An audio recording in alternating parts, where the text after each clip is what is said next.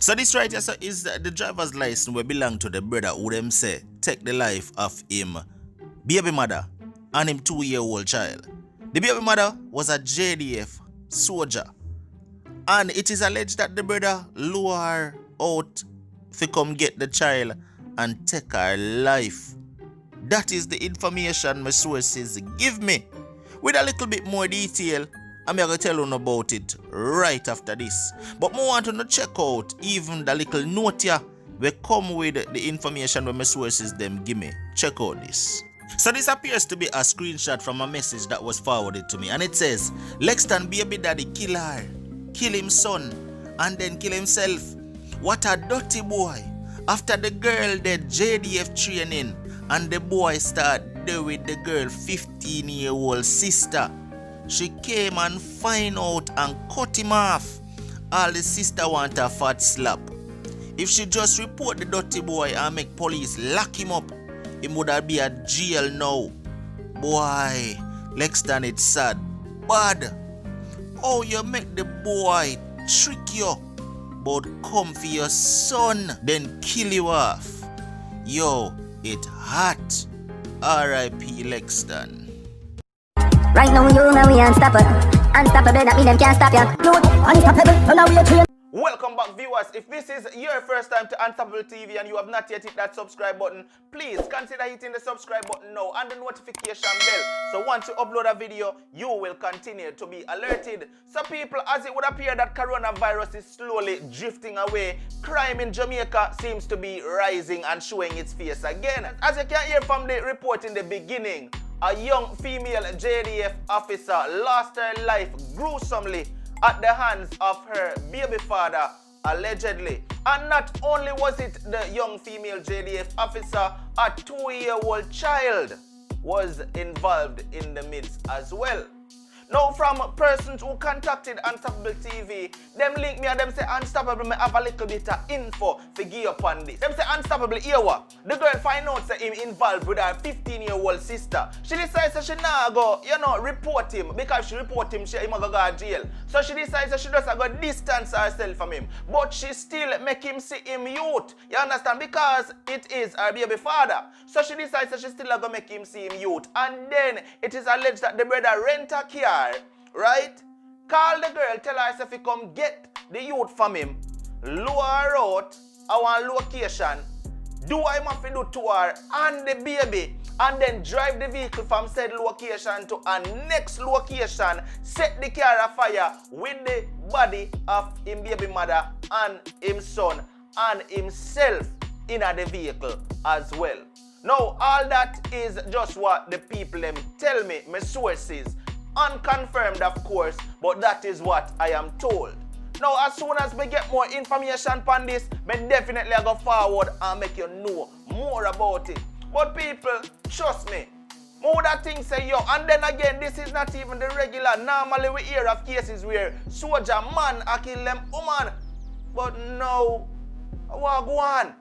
Watch on, man. We are going to talk about this some more as soon as we get more details. Alright? Now, as it relates to the racial injustice where black people are facing in the United States, we notice more and more and more Jamaicans jumping in or jumping out and join the fight. Right? And right now, we have a light-skinned Jamaican woman, right, speak up and say, yo, we all need to speak up for our rights.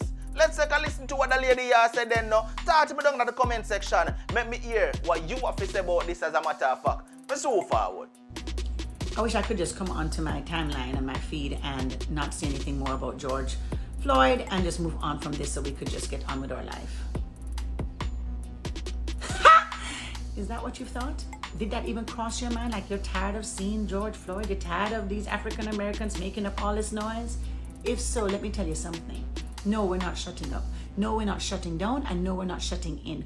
We're not going to be quiet, silent, step aside, or push back. We are going to stand up. We're going to make noise about it. And we're not going to just let it slide. Because you see, I've tried to take some days to calm myself down. This is as calm as I can get. So let me just start off by saying the whole incident was unnecessary, evil, wicked, debased, uncalled for, and wrong on every single level. Wrong. Now, I just want to kind of give a perspective because I am neither American nor am I African American. I'm Jamaican, but I'm also African because my grandmother is African from Ghana. And in my country, I'm the minority. But we don't say white Jamaican, black Jamaican. We just say Jamaican. So when I came here 25 years ago, imagine my confusion when they gave me a box and told me to pick what I was. I had no idea what I was. But I was soon educated in what America was telling me I was. And America was telling me I was privileged. How did I see that? Because I saw that African Americans could not breathe every day. I could go into the mall, in a store. Security is not following me. Security is going to follow somebody who is African American with a darker skin tone. I can drive into a neighborhood. They're not going to stop me. But they're going to stop somebody with rims and tint on the car or who has a darker skin color because they don't look like they live there. Or you get random checks on the road. But me, I won't get a ticket. I get a warning. You won't walk off the elevator and not come inside of it because I'm in there. But if me and my family, my black husband, my biracial, multiracial kids who may or may not be on the darker side, you'll come off of the elevator, be like, oh, we'll take the next one. In a restaurant, hi ma'am, how are you doing? Serve me. But that table over there, that African American family over there, 45 minutes they've been here, waiting. While you've served me, made me eat, burped and everything. Can't breathe. Every day. African Americans here can't breathe. And I, as an immigrant, was looking at this and totally appalled, shocked out my wits. Because see, in Jamaica, our National Heroes Park, it has slaves. We celebrate the brilliance, the actual absolute intelligence, grit, power and strength that it took to get into the emancipation situation. Anybody who will wade into that, we all celebrated. Slaves, we're proud that we came from slaves. We're taught the honor and dignity of coming from such a strong, resilient people. Oh, we are not ashamed of that. We relish that. We love that. We enjoy. So when times get hard, we go and say, but we come from strong stock. We know we can always overcome. So when I come here and see African Americans being minimized, it baffles me. I don't understand it. And yet it's the reality because I'm married to an African American husband. What to do? Here's some of the things I have done and will continue to do. I believe that we can effect change in your immediate circles and places of influence on a daily basis. If I am in a store and they do treat me differently and I notice that, because I do notice, I say something. I go to the manager and say, come here, you see that person over there? When I came in, the security didn't follow me. They followed this family. Why? That's a problem. I had, my daughter was going to a private school, and in 20 years, they had never celebrated African American History Month. What did I do? I went to the principal and I said, hold on, your whole coaching staff is black. So what? They're good for athletics. And in the church, they're good to be hired as a worship pastor, so you can say diversity. I want to cater to my black members, so you get a black worship pastor. But can your kids marry them? Oh, see now, nobody wants to be no token nothing, all right? So either you're going to really love people or you don't really love people. We don't just put stuff on our timelines to make it look like we love and so that we won't lose influence and lose people and lose favor. Do it because it's the right thing to do. As Christians, we love, we sacrifice, we lay down our life for a friend. That's what we do. And so one of the things you can do is you can say something when you immediately see it. Say something about it. Because here's the thing, you say, well, people can speak up for themselves. Really? Okay, let's just play this out. If you're an African American and you see somebody hurting somebody else and you go and try and intervene, you're already aware that that policeman can just say, oh, I felt threatened and shoot you.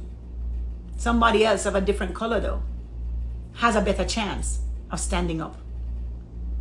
But if we who have some kind of influence and ability to fight on behalf of our brother or sister, and we don't, shame on us.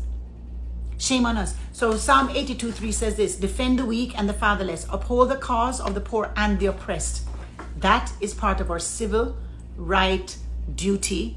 It is part of our God-given Christian duty to not just let things slide for the oppressed.